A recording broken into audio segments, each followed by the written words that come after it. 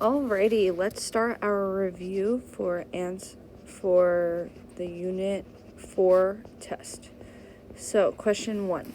What is the equation of the line that passes through the points 6, -3, and has a slope of -4, 3? Alrighty, so all of these are not in y equals form. So let's put them into y equals form. Here, for this one, we would have to divide by -3 to all three numbers. When I do that, I get y equals -4 over 3x minus 2. All right, let's look at this in the graph. -4 over 3x, which is what I wanted my slope to do, be minus 2. Now I need to see, is the point that passes through 6, -3? So let's look at table. Let's go to 6. I do not see -3, so my answer is not A. Let's look at B. Let's divide each number by 3. I would get y is equal to -4 over 3x plus 2. So let's look at that. -4 over 3, which is what I want my slope to be, x plus 2. Let's go to the table, and we want to see, do we have the point 6, -3? We do not. So our answer is not B. Let's look at C. We're going to divide -3 from every number to get y by itself. We would get y equals -4 over 3x minus 5. Let's see how that looks. Minus 5. Look at the table. 6, -3, no. So our answer has to be D. We already got so far, so let's just continue to see how the answer is D. -4 over 3 plus 5. And go to the table. Do I see 6, -3? I do. That would have been pretty awkward if I didn't. So our answer is choice D. All right, good job. Let's look at number 2. Number 2 says, write an equation of a line that passes through these 2 points. All right, so I'm going to use equation y minus y1 equals m parentheses x minus x1. So this is my x1, and this is my y1. And now, this is my x2, this is my y2. I know I'm going to need to find my m, which is my slope. And in order to do that, I use the formula y2 minus y1 over x2 minus x1. I'm going to try this now. y2 minus y1 over x2 minus x1. And let's type this in the calculator. 4 minus 0 on top, and -3 minus 9 on the bottom. Gives us -1 over 3 for our slope. Okay, so we would have y, my y1 is 0, equals my m is -1 over 3, x, and my x1 is 9. So this would be my final answer. I could have also used the x2 and the y2 as my x1 and my y1. It doesn't actually matter which you use. You just have to make sure that you're using the same x and y from the same point. That's all that matters. All right, let's look at number 3. The table below shows the year and number of households in a building that had a high-speed broad internet access. Which interval was the slope the smallest? Alrighty, this is going to be a little bit of work. We're going to have to find the slope of all of these. So,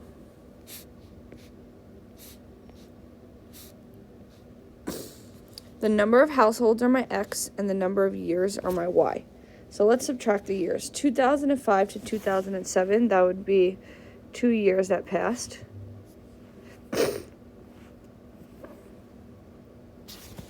Remember, our y's go on top.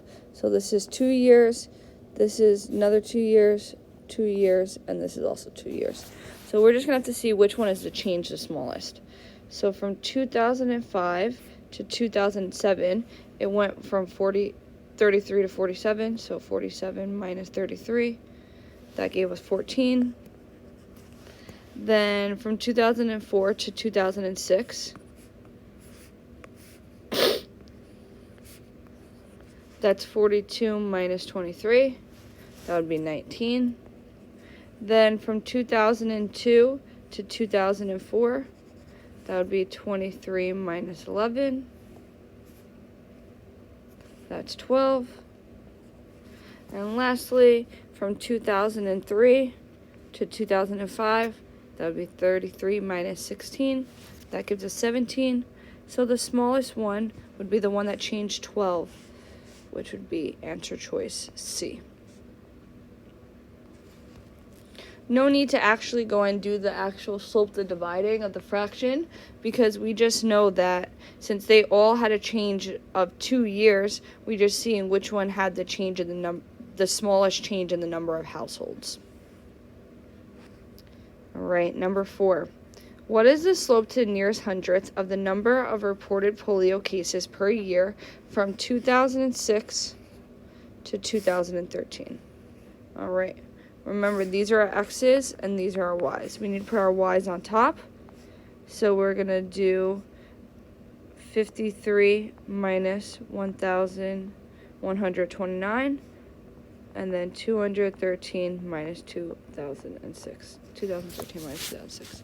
All right, let's type this in. 53 minus 1,129 over 2013 minus 2006. And we get this fraction. Let me see what that is as a decimal.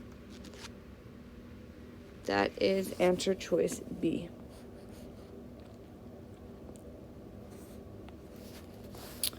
All right, number 5.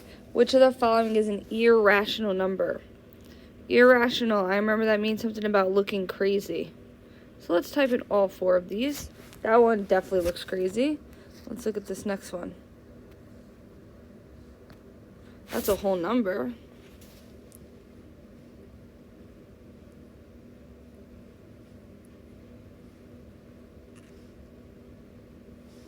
That's a whole number.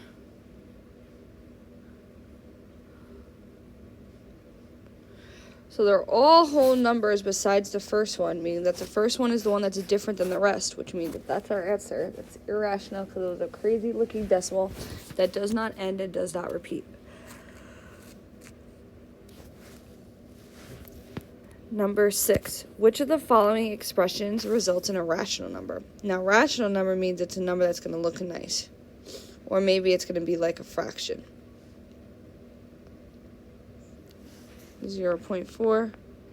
Or also, if you typed it in, you might have got 6 over 15, which would reduce to 2 over 5.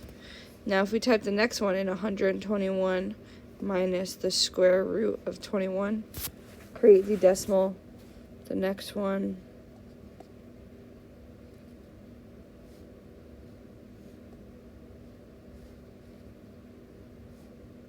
crazy decimal. And the last one, crazy decimal. So our answer is choice A. All right, number 7. Connor wants to attend the town carnival. The price of admission is $4.50, meaning he is only going to pay $4.50 one time. He's only going to pay $4.50 one time. It's not $4.50 times R. It's not $4.50 times R. $4.50 just one time. And each ride is 79 cents, okay? Then it says he could spend at most $16, all right? So answer choice B and answer choice C is making sense. So now we have to decide how many rides make sense. So we're either between 14 rides and 15 rides. We can sit here and actually do out the inequality, or we could just plug in 14 and 15 and see which one makes more sense. Well, if we plug in 14, we get 15.56. That is less than 16, so that would make sense. Let's see what happens if we plug in 15. If we plug in 15, we get a number that's over 16. If we only have $16, we can't choose something that is over $16. All right, number 8. We're not really going to see this on the quiz. It's a little bit more complicated, but I'll just explain it to you. Natasha is planning a school celebration and wants to have live music and food for everyone who attends. She found a band that will charge her $750 and a caterer who will provide snacks and drinks for $2.25 per person. If her goal is to keep the average cost per person between $275 and $325, how many people must attend? So we know that the cost is going to start at $750, and then depending on how much money it ends up being per person, it could be one of these prices. So it would be answer choice C.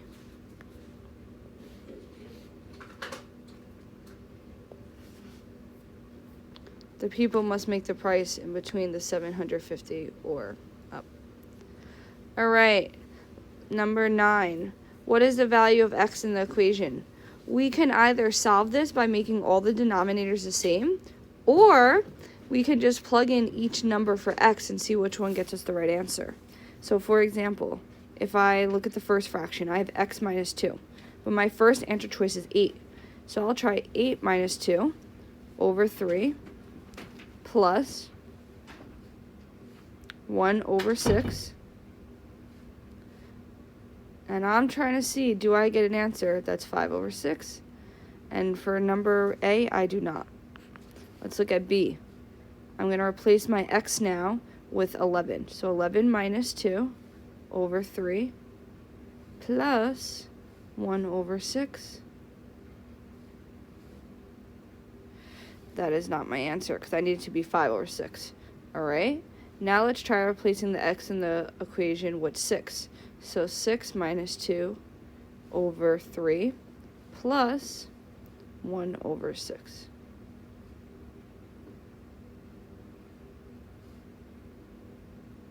Three over 2, that's not our answer, which leaves us with 4 being our answer. Remember, if you want to solve this by hand, you need to make each denominators the same. 2 of them are already 6, so I could easily make 3 6 by timesing it by 2. So that would give me, on top, 2x minus 4 over 6 plus 1 over 6 equals 5 over 6. I could then cancel out all these denominators, and I would have 2x, negative 4 plus 1 is negative 3 equals 5. Add 3 to both sides, that gives me 2x equals 8. Divide by 2, and I would get x equals 4, which is the answer choice that I was able to find through using our multiplication tricks. Let's look at 10. So we already know the trick that we can do. We can replace all the x's with the answer choices and see which one works. But let's just try this by hand real quick. You don't have to make the denominator the same here since 2 of them aren't fractions. We could just first subtract the 9. I'm just going to multiply this right now. So 5 times 2x is 10x. 5 times negative 4 is negative 20. And that's over 30 equals 14 minus 9 is 5. Now I want to get rid of the divided by 3, so I'm going to multiply by 3. That would give me 10x minus 20 equals 15. I'm going to add the 20 to both sides. That would give me 10x equals 35. Divide by 10. I will get that x equals 3.5, which is answer choice D. So again, if you chose that multiplication trick where you replace all the x's with one of those answer choices, you would have had to went all the way to the last one. All right, number 11. Which of the following statements best describes the solutions to a two-variable equation? So if we have an equation like y equals 2x, that's two variable, and it's an equation because I see an equal sign. The question is asking what describes a solution. Well, does the solution have to have x equals 0? No, not all the time is x going to equal 0. Y is also not going to always equal 0. C and D is saying, C is saying that the point must lie on the graph, and D is saying that the point must lie near it. Well, if this is a solution to the equation, it would definitely have to lie on the graph. So it is answer choice C.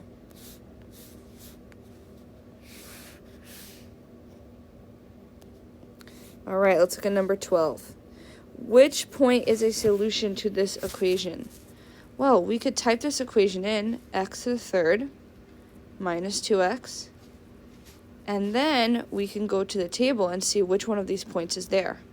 4, 2, no. Let's see, -3, -21, that is there, so our answer is choice B. All right, number 29. An expression to the 5th degree. Let me stop right there. 5th degree means our highest exponent needs to be 5. A is good. B, no, because there the highest exponent is 7. C, no, because I don't even see an exponent of 5. And D, maybe, because I see the highest exponent is 5. Is written with a leading coefficient of 7. That means the number with the x to the 5th needs to be 7, which would be answer choice A. And then it says it has a constant of 6. That's the number that's by itself, which is answer choice A. All right, number 14. When multiplying polynomials for a math assignment, Pat found the product to be that expression given. He then had to state the leading coefficient of the polynomial. Pat wrote down -4. Do you agree with Pat's answer? Well, leading coefficient is the number in front of the highest exponent, which here my highest exponent is 3, and the number in front of it is -2. So, Pat was not correct.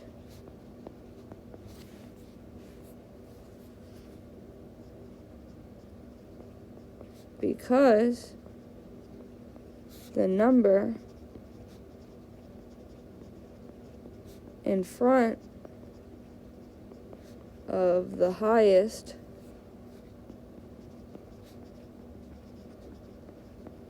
exponent is -2. All right, let's look at 15. The expression is equivalent to. We're going to have to give each number an exponent, so I'm going to give that -3 a 3, and then I'm going to multiply each thing by that 3. So I would have -3 to the third, x 2 times 3 is 6, and then y 3 times 3 is 9. So my answer is not going to be A because the exponents don't match, and my answer is not going to be C because the exponents don't match. Now I need to decide, is my number in front going to be -9 or -21? Well, I have -3 to the third. Let me type that in using parentheses. -3 to the third gets me -27, which is answer choice D. All right, let's look at 16. The expression is equivalent to. Well, let me give this a 1 right here. All right, let's multiply by each thing. -4, 1 times 4 is 4, x. 3 times 4 is 12, and y, 2 times 4 is 8. So not going to be answer choice A, and it's not going to be answer choice C. Now I need to find out what is -4 to the 4th power. That is 256, which is answer choice B.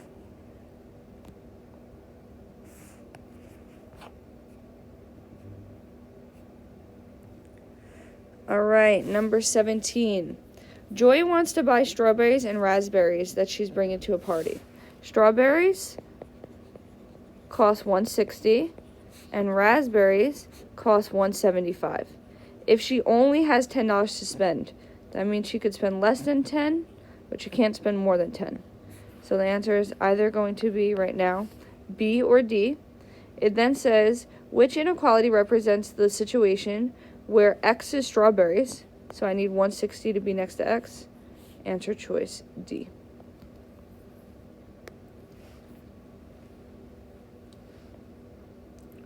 All right, let's look at number 18. At a local craft fair, Mary is selling homemade jam.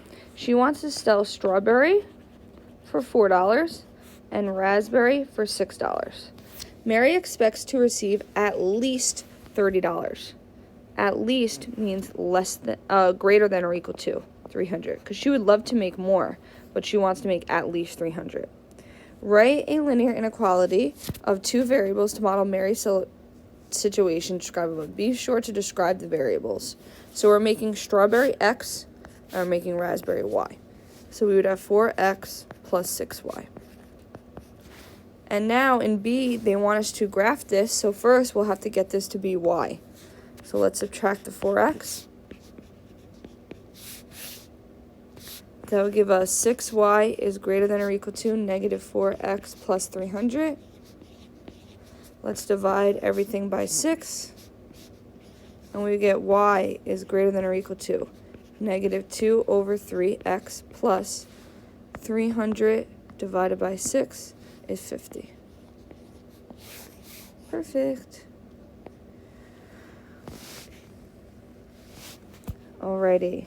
And if we were to graph this,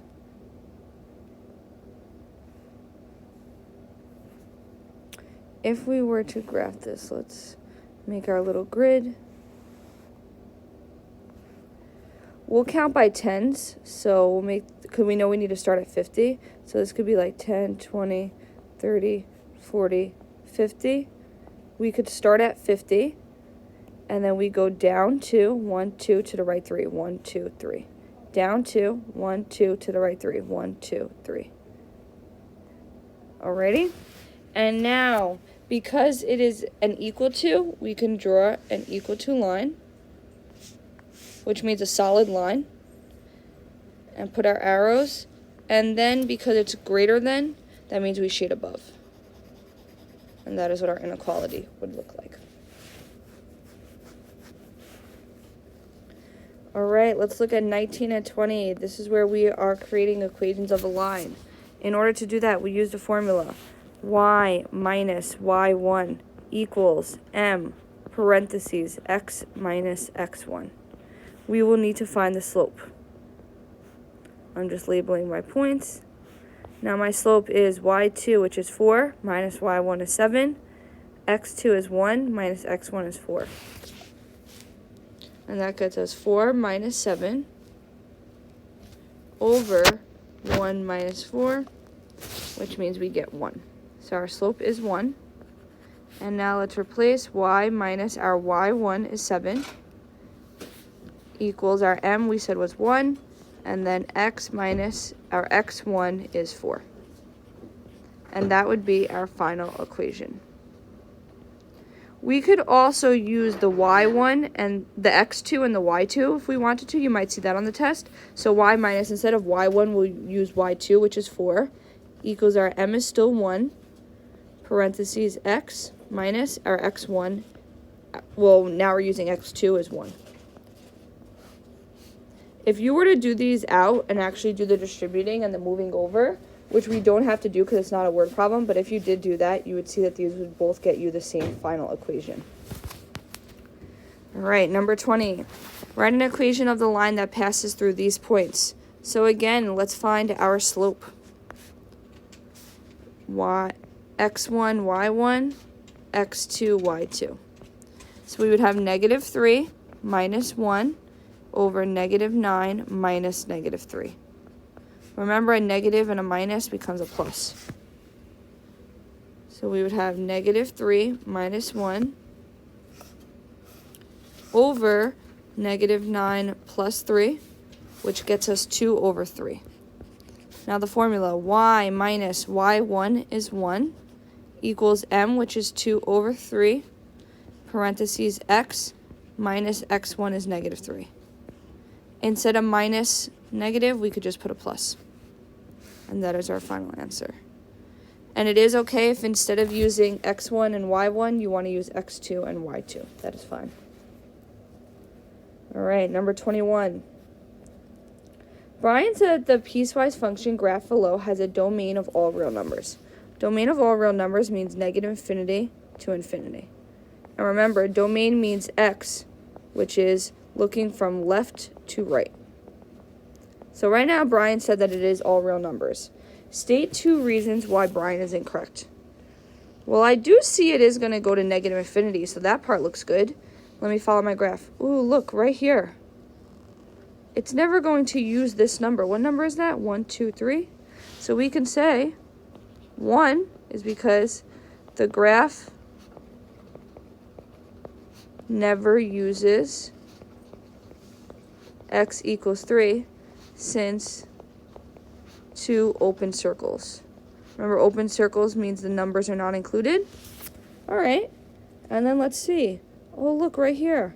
It's just stopping at 4. It's not going towards positive infinity. There's no arrow. So we can say 2. The graph stops at x equals 4. No positive infinity. There's no arrow.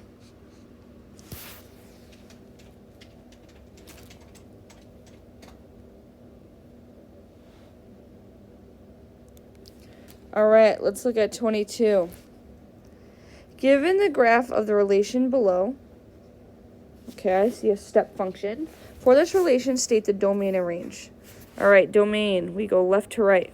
Well, the leftmost this graph goes is -3, which is an open circle, so I use a parenthesis. And then it stops at 2, which is a closed circle, so I use a square bracket. And now the range, let's look low to high. The lowest my graph goes is -1. Because there is a closed circle there, I'll use square bracket 1, -1. And then the highest it goes is 1 with a closed circle, so I'll use a square bracket. I know there's an open circle and a closed circle, but we use the closed circle, and that gives us a square bracket. B, state whether or not the graph represents a function and justify your answer. Well, if I draw a vertical line here, that's good, that's good. Oh, but right here, it looks like it's not good. But there's an open circle and a closed circle, so technically we don't count the open circle, so it does pass the vertical line test. So this is a function because it passes the vertical line test.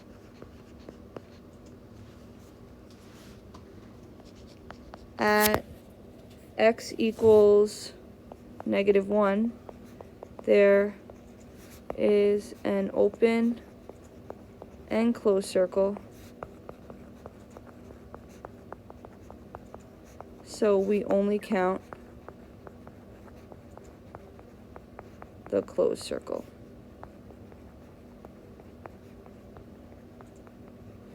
Alrighty, let's look at 23. Graph this function. This is a piecewise function. Let's graph it. Alright, the first one. Let's do this first one right here. My table is going to be all numbers less than 0. And at 0, we're going to have an open circle since I just see the less than symbol. Let's type this in. 2x minus 3. And let's go to the table. 0 is -3. -1 is -5. -2 is -7. -3 is -9. And the rest I won't really be able to graph because the numbers go bigger than -10. And there'll be an arrow on this side. So -3, 1, 2, 3, down to -9. 1, 2, 3, 4, 5, 6, 7, 8, 9. Then -2, -7, -1, -5. And 0, -3 with an open circle. Let's connect these and put the arrow at the bottom, since those are all the x values that are less than 0. And let's graph this next one. I'm graphing it from 0 to 5. 0, 1, 2, 3, 4, 5. And 0 and 5 are both going to be closed circles with no arrows. So that function is x squared minus 4x minus 5. And let's look at it. 0 is -5. 1 is -8. 2 is -9. 3 is -8. 4 is -5. And 5 is 0. Alright, 0, -5. 1, 2, 1, -1, -2, -3, -4, -5. -6, -7, -8. Then the -9, -8, -5, and 0. You guys haven't really learned about this, but because there's an x squared in that expression, the function, we end up with this little U shape when we graph it. All right, let's look at 24. This is another piecewise function that we are going to graph. Let's start with this first one. We are graphing all numbers that are less than -2. So -2, -3, -4, -5, -6, and then we put an arrow. And -2 would be an open circle. All right. If we were to graph this, we could just quickly do it. You could type it in, but I'm just going to quickly do it. -2 plus 3 is 1, so that would be 1. -3 plus 3 is 0. -4 plus 3 is -1, but the absolute value of that is 1. Then this would be 2, 3, and so on. All right, so -6. 1, 2, 3, 4, 5, 6, and we're going to go up to 3. 1, 2, 3, and put a point. Then -5, 2, -4, 1, -3, 0, and -2, 1 is going to get an open circle. All right. Now this way we can put an arrow because it is all numbers that is less than -2. All right. And now let's look at this other one. I am choosing all numbers that are in between -2 and 2. So -2, -1, 0, 1, and 2. And they are both going to be closed circles since we have the equal to part. And let's type in this function. X squared plus 1. Let's go to the table. -2 is 5. -1 is 2. 0 is 1. 1 is 2. And 2 is 5. All right, -2, 5. -2, 1, 2, 3, 4, 5. -1 is 2, 1, 2. 0 is 1. 1 is 2, and 2 is 5. And we can connect those. We are not going to put arrows because it tells us to stop at -2, well, to start and stop at -2 and 2. That is that final graph. All right, let's look at number 25. The graph below models the height of a remote control helicopter over a 20-second flight. Over which interval does the helicopter have the slowest slope? All of them are talking about 5 seconds, so let's look at it. From 5 to 10. From 5 to 10, we changed from 19 to 20, so that was just a one height change. From 15 to 20, we went from 14 to 17, which is 3. From 10 to 15, we changed from 20 to 14, so that would be a 6 difference. And then from 0 to 5, we went from 46 to 19. So 46 minus 19. 46 minus 19 is 27. And they want to know which one is the slowest, so we would want the smallest number. That would be answer choice A. Let's look at 26. During which time interval did the cost increase at the greatest slope? We first have to see if all the time intervals are the same amount of time that passed. If not, then we have to do the actual slope formula. That's 14 seconds passed. Let's see, from 2012 minus 2006. Oh, no, we're going to have to do them out. 2006 minus 1985. That's 21 years passed. And from 1971 minus 1898, 73 years passed. All right. So our years are going to go at the bottom because remember X goes at the bottom. And now we need to put the cost difference on the top. All right. From 1971 to 1985 is 14 minus 6. That would be 8 on top. For 2006 to 2012, that would be 35 minus 24, which is 11. From 2006, which is 24, and 1985 is 14, that would be 10. And from 1971, which is 6, and 1989 is 1, that would be a 5 difference. And let's divide these all. 8 divided by 14 is 0.57. 11 divided by 6 is 1.8. 10 divided by 21 is 0.4. And 5 divided by 73 is 0.06. Let me just make sure I didn't make a mistake on B. So 2012 gets us 35, and 2006 gets us 24. That is a difference of 11. Okay, and that was only a 6-year difference, so yes. Answer choice B makes the most sense. Alrighty,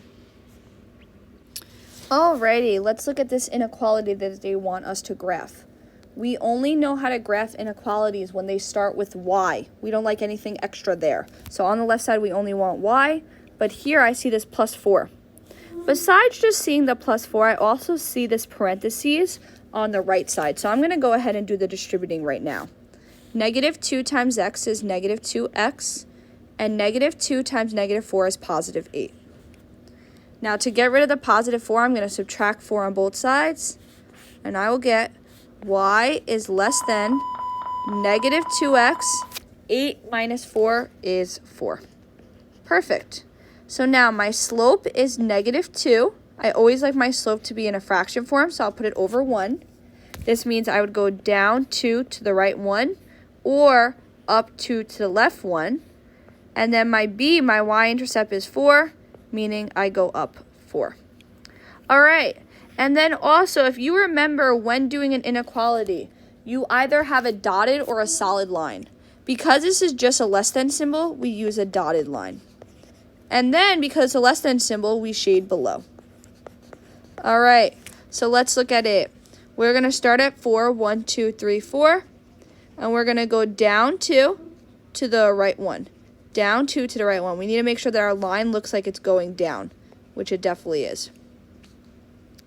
And now in the other direction, we could go up 2 to the left 1.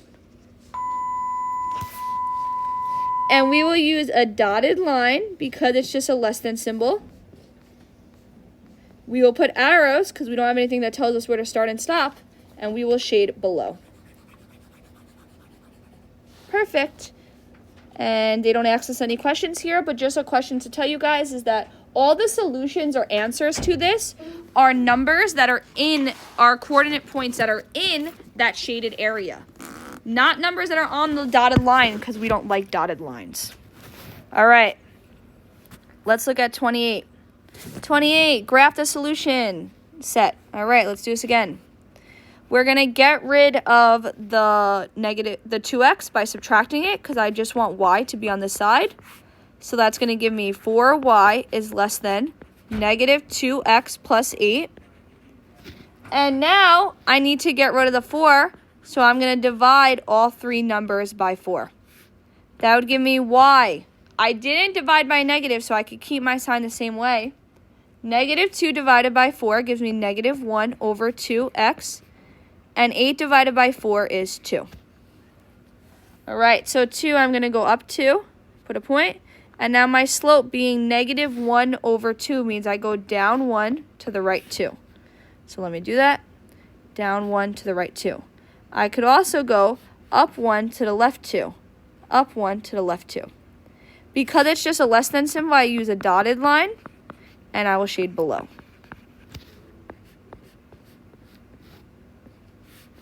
And I will shade below. Perfect. All right. Let's look at number 28. Write an equation of a line that passes through these points. First thing to do that is let's write down the point slope formula. Y minus y1 equals m parentheses x minus x1. All right. So I have x1, y1. I have x2, y2. So my slope formula is y2, which is 3, minus y1, which is negative 1. Then my x2 is 8, minus my x1 is 6. All right, and let's see. 3 minus negative 1 is 3 plus 1, which is 4. 8 minus 6 is 2. And 4 divided by 2 gives me a slope of 2. So my m equals 2. And now let's replace my x1 and my y1. My x1 is 6, and my y1 is negative 1. Remember, y minus negative just gives me a y plus. And this is a perfect answer. Also, please understand that you used x1 and y1 to make the equation. You could also use x2 and y2. So the way that would look is my y2 is 3, my m is still 2, x, and then my x2 is 8. So I could use either of these are correct. We're used to just using the y1 and the x1, but you could use the x2 and the y2. You just have to make sure your x and y comes from the same coordinate point. All right, let's look at question 30. Same exact thing. Write the equation of a line that passes through these points. So this is my x1 and my y1, x2 and my y2. So my slope would be 3 minus negative 3 over negative 3 minus 0. 3 plus 3 is 6 over negative 3 gives me negative 2. Now y minus my y1 is negative 3 minus a negative is a plus equals my m is negative 2 parentheses x minus my x1, which is 0. And you don't technically need to write that 0. All right. Now let's look into some graphing questions. Let's graph this first inequality. We're graphing the absolute value of x plus 2. All right. And let's look at the table. We're going to choose some numbers that are negative and some that are positive.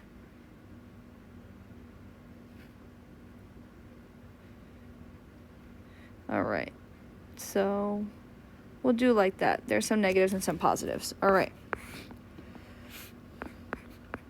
Negative 4, 2, negative 3, 1, negative 2, 0, negative 1, 1, 0, 2. I look for this point, which is called the vertex, where the points start repeating, and I try to have that be in the middle.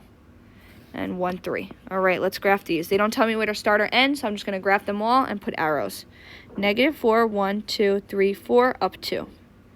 Negative 3, 1, negative 2, 0, and then everything else starts to repeat. All right, let's connect the points, and let's put our arrows. Good job. All right, we're going to do the same thing for question 32. So here, instead, there's a minus 1 on the inside. So again, when I look for my table, I'm going to see what point do they start repeating at 1, 0. So I'll do some above that and some below that. Don't tell me where to stop or end, so I could use any numbers I want. I'm just copying them right from the table. All right, let's graph these. Negative 3, 1, 2, 3, up 4, 1, 2, 3, 4. Negative 2, 3, negative 1, 2, 0, 1, 1, 0, 2, 1, and like this. And put arrows on both sides. Good. Alrighty. Now we are going to do these 2 word problems and then we are done for today. Question 33. The senior class at Hills High School is purchasing sports drinks and bottled water to sell at the school field. At the local discount store, sports drinks is $15.79 a case and bottled water is $5.69. And we have $125 to spend. If X represents sports drinks and Y represents bottled water, then write an inequality. Inequality means less than or greater than. That models the situation. So 1579 X plus, because they're adding them together, 569 Y. If the school only has 125 to spend, they could spend less than or equal to 125. All right. That is our inequality. Now for answer question B, it says 9 cases of bottled water were purchased. So I need to replace my bottled water, which is Y, with 9. And that's less than or equal to 125. So what is 5.69?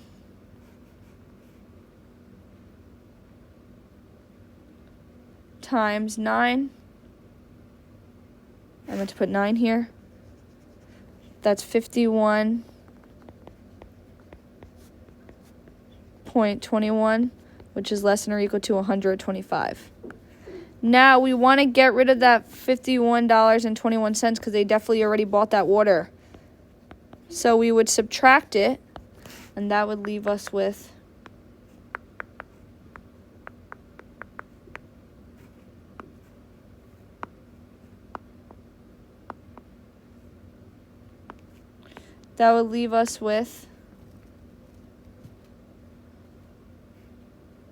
One second, guys, the enter button's not working here. Enter. That would leave us with $73.79. We're then going to divide the price for the sports drinks, which is $15.79. And that means X is less than or equal to $4.6732. It needs to be a number that is less than that, so we will say 4. 4 cases sports drinks. Perfect. Alrighty, and let's do number 34. Sarah wants to buy a snowboard that has a total cost of $580. If it's $580 and she's saving up, that means she needs to end up having more than or equal to $580. She already has $135.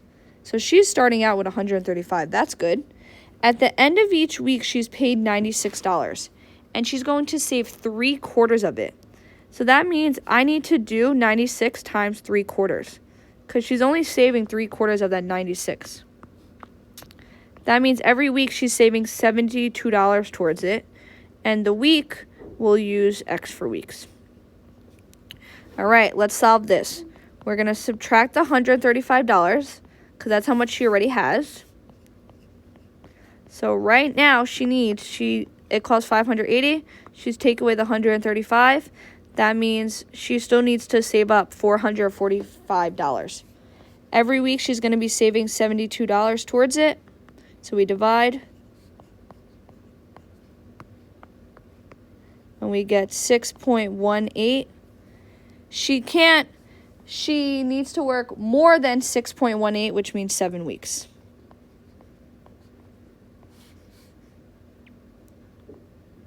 Perfect. And that wraps up our review of Unit 4. Good job.